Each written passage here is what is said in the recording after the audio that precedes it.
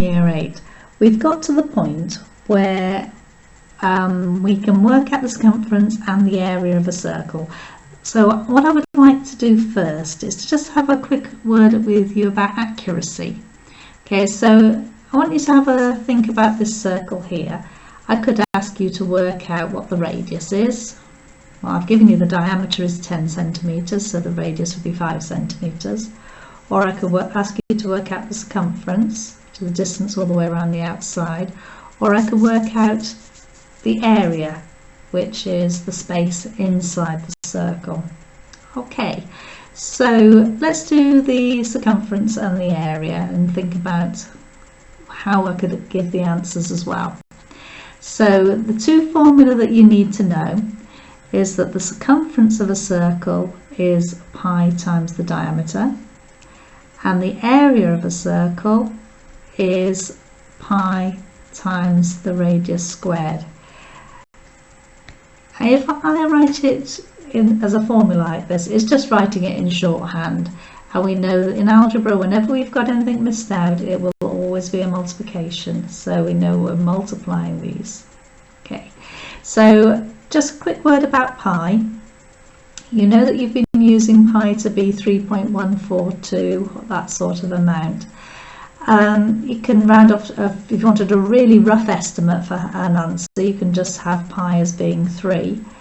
But the more decimal places you use for pi, the more accurate your answer is. If you haven't already found it on your calculator yet, there is a button for pi, which on the Casio ones is, you can see it's just here above the sort of button next to the answer one. Yours may say something different on this button, but you should be able to see the pi symbol. Okay, and to get pi onto your calculator, what you need to do to get this number is to press shift and then pi.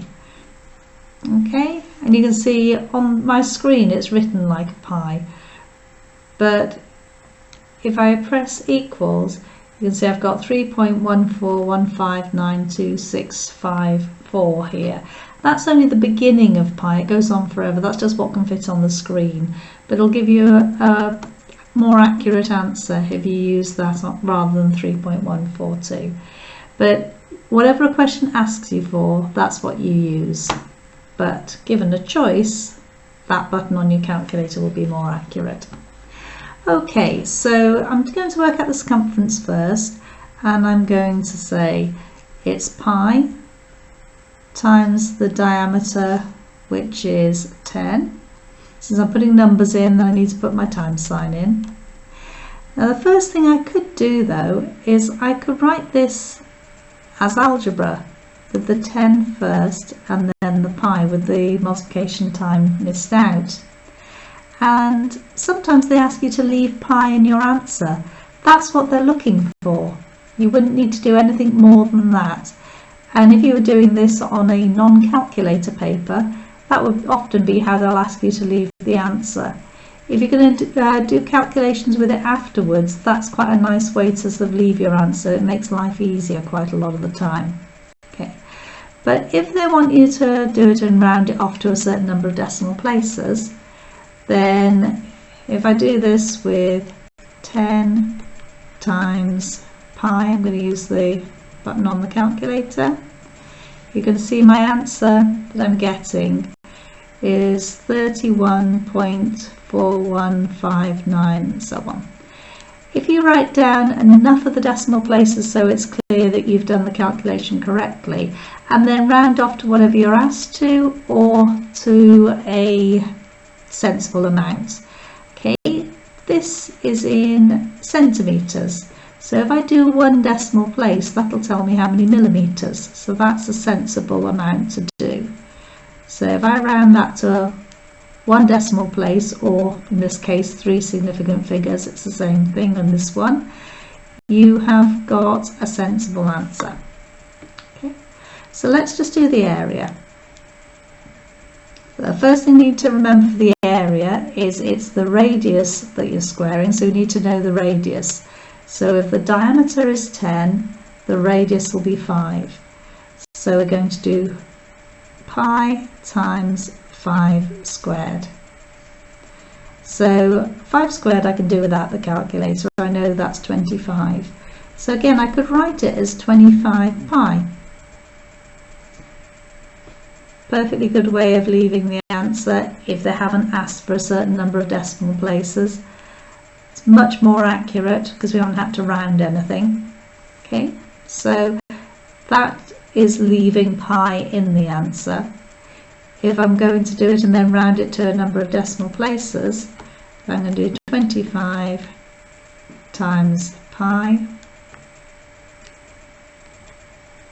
and I'm going to get my answer 78.53 and so on. Okay, and I'm going to round this one to 1 decimal place as well. So I've got 78.5. This is in centimetres, so the area will be in centimetres squared. Okay. Circumference was only centimetres because it's just the distance around the outside. Area centimetres squared because it's the number of square centimetres which would fit inside that circle. Okay, so that was the first point about circles. The second thing that I wanted to do with you today is how to work backwards. Okay, so if I give you this question here, or this circle here rather, you have got a circle which has got a circumference of 10 centimetres. Thinking, what could we work out from there? Okay, well, you can work out quite a lot of things. So the first thing we can work out is the diameter. So let's just think about our fact families. If the circumference is pi times the diameter, and I'm going to write it with the multiplication symbol in for a change, okay, then if you think about the fact families, that would mean if we multiplied it the other way around, we'd still get the same answer. And if these two multiplied together give me the circumference, then the circumference divided by any one of these would give me the third one. So the circumference, I'm writing the wrong thing there, circumference divided by pi is going to give me the diameter. The circumference divided by the diameter is going to give me pi. Okay, so this is the useful one, because it means if I've got the circumference, to find the diameter, I can divide it by pi. So that's what I'm going to do. The formula, you normally write the thing you're trying to find first, and then the way that you work it out as the second bit on the right hand side, but it doesn't matter if you put it the other way around. So the diameter is going to be the circumference, which is 10, divided by pi. Again, on my calculator, I'm going to do 10 divided by, and I'm going to use the pi button. Okay, and I've got an answer of 3.183 and so on. Okay, just about to see that on my screen there. Okay, so let's round that off to something sensible again. So again, I'm in centimetres, so the diameter is 3.2 centimetres. Round it off. Okay, well, if I've got the diameter, then I can work out other things. I can work out the radius, so I could divide that by 2 to get the radius.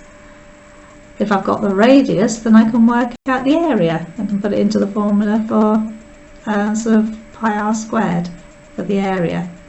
So once we've got one thing, we can work out any of those: diameter, radius, circumference, area. You only need one to be able to work out the rest. Okay, so let's have a look at an area one then.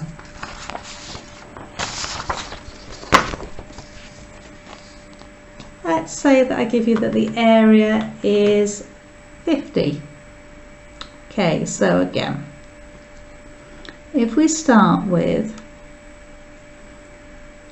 the area is pi times the radius squared. Okay, so again, using our fact families, I can think I could have the area is the r squared times the pi, or the area divided by pi is the r squared, or the area divided by the r squared is the pi. So I'm going to use the one which is going to give me the r squared bit. So r squared is going to be the area divided by pi. So that means that r squared is the same as 50, which is the area of the square which I gave you, divided by pi. So if we do 50 divided by pi on the calculator, see I'm getting an answer of 15.915 and so on. Okay. Now I haven't finished here, because what I've just worked out is r squared. Okay. So what I need to do is to find r. So I have to do the opposite of squaring. And the opposite of squaring something is to square root it. So I need to square root my answer. So I'm not going to round off. I'm going to use the full calculator display here. Don't need to type it in again because it's already there. So I'm just going to square root answer. I'll square root my last answer. And I've got an answer of 3.9894, so on. If I round that to one decimal place, I've got an answer of 4.0. This is in centimetres squared, so this answer will be in centimetres. Okay, so hopefully you can see, as long as you've got one thing, you can work out the others and we can work backwards.